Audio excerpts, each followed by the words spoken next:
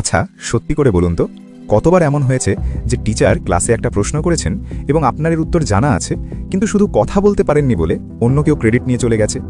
কতবার আয়নার সামনে দাঁড়িয়ে নিজেকে বলেছেন, কেন আমি সবার মতো স্মার্টলি কথা বলতে পারি না? এই সম্পর্কে আপনি ইউটিউবে অনেক ভিডিও রেখেছেন। সবাই একই কথা বলে যে চোখে চোখ রেখে কথা বলতে শিখো, বেশি করে মানুষের সাথে মেশো। কিন্তু সত্যি করে বলুন তো, এই টিপসগুলো কি আমাদের মতো মানুষের জন্য আদৌ কাজ করে?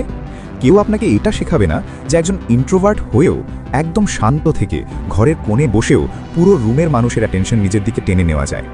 আজ আমি আপনাকে সেই সাইলেন্ট পাওয়ারের রহস্যটাই বলবো।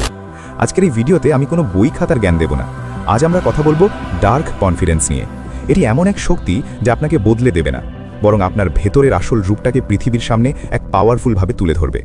আজ আমি আপনার মনের সব প্রশ্নের উত্তর দেব। কেন আপনি একা থাকতে ভালোবাসেন, কেন কথা বলতে ভয় লাগে, এবং কিভাবে এই ভয়কেই আপনার সুপার পাওয়ার বানাবেন। আপনি যদি ভিডিওর শেষ পর্যন্ত আমার সাথে থাকেন, তবে আমি কথা দিচ্ছি, ভিডিও শেষে আপনি আর সেই পুরনো ভীতু মানুষটি থাকবেন না। দেখুন, আপনি কোনো অসুস্থ মানুষ নন। বিজ্ঞান বলে এক্সট্রোভার্টদের ব্রেইন ডোপামিন থেকে এনার্জি পায়, কিন্তু আমাদের মতো ইন্ট্রোভার্টদের ব্রেইন পায় অ্যাসিটাইল কোলিন থেকে। এর মানে হলো আমরা শান্ত পরিবেশে বেশি ক্রিয়েটিভ হতে পারি। আপনার মনে প্রশ্ন জাগতে পারে, তাহলে আমি কনফিডেন্ট কেন নই? এর কারণ হলো সোশ্যাল প্রেশার। সমাজ আমাদের শিখিয়েছে যে লাউড হওয়াই হলো কনফিডেন্স। অথচ ইতিহাস দেখুন, অ্যালবার্ট আইনস্টাইন থেকে শুরু করে মার্ক জাকারবার্গ, তারা কেউ লাউড ছিলেন না, তারা ছিলেন ডিপ থিঙ্কার্স। আপনার কনফিডেন্স আপনার কথায় নয়, আপনার কাজে প্রকাশ পায়। এখন চলুন শিখি কিভাবে এই ডার্ক কনফিডেন্স অর্জন করবেন। আমি এটাকে 3টি ধাপে ভাগ করেছি। ধাপ 1, দ্য অবজারভেশন পাওয়ার, অর্থাৎ পর্যবেক্ষণ শক্তি।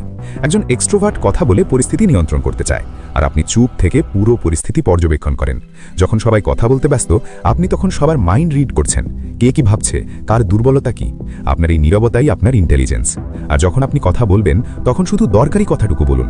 মনে রাখবেন, 1000টা ফালতু কথার চেয়ে একটা ওজনদার কথা আপনাকে মানুষের চোখে লিডার বানিয়ে দেয়। ধাপ 2, দ্য স্পিল ওভার এফেক্ট, অর্থাৎ দক্ষতার জোয়ার। আপনি যদি কথা বলায় কাঁচা হন, তবে অন্য কোনো একটা বিষয়ে মাস্টার হয়ে যান। সেটা হতে পারে এডিটিং, কোডিং, রাইটিং বা যে কোনো কিছু। আপনি যখন জানবেন যে ওই নির্দিষ্ট বিষয়ে আপনিই সেরা, তখন আপনার বডি ল্যাঙ্গুয়েজ অটোমেটিক বদলে যাবে। একেই বলে স্পিল ওভার কনফিডেন্স। ধাপ 3, ট্যাকটিক্যাল আই কন্ট্যাক্ট, অর্থাৎ চোখে চোখ রাখা। আর যদি এটা না করতে পারেন, তাহলে সামনের জনের 2 চোখের মাঝখানে বা কপালে তাকান। সে ভাববে আপনি তার চোখের দিকে তাকিয়ে আছেন। এতে আপনার ভয় কমবে, কিন্তু আপনার ইম্প্যাক্ট হবে হুবহু একজন প্রফেশনাল স্পিকারের মতো। আপনাদের অনেকেরই একটা কমন সমস্যা, ইন্টারভিউ অথবা পছন্দের মানুষের সামনে কথা বলতে গেলেই বুক ধড়ফড় করে, সব গুলিয়ে ফেলেন, তাই তো? এর মূল কারণ হলো আপনি নিজেকে নিয়ে খুব বেশি সচেতন। আপনি কথা বলার সময় নিজের চেয়ে বেশি সামনের মানুষটা কি ভাবছে সেটা নিয়ে টেনশন করেন। আপনি তাদের বাহবা পাওয়ার চেষ্টা করছেন বলেই আপনার ভয় লাগছে। ডার্ক কনফিডেন্সের মূল মন্ত্র হলো, I don't care if they like me or not, অর্থাৎ মানুষ আমাকে পছন্দ করলো কি করলো না সেটা নিয়ে আমার মাথা ব্যথা নেই। পরের বার যখন কারো সামনে দাঁড়াবেন, তখন নিজেকে প্রমাণ করার চাপ মাথা থেকে ঝেড়ে ফেলুন। কথা বলার চেয়ে ভালো লিসনার হওয়ার চেষ্টা করুন।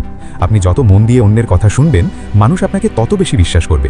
শুধু মাথা নেড়ে আর ছোট ছোট বুদ্ধিদীপ্ত প্রশ্ন করেই আপনি যে কোনো আড্ডার হিরো হয়ে যেতে পারেন। মনে রাখবেন, লোকে আপনার সাকসেস দেখবে, আপনার ভেতরের ভয় নয়। তাই নকল এক্সট্রোভার্ট সেজে হাসাহাসি করার দরকার নেই। আপনি যেমন ঠিক তেমনই থাকুন।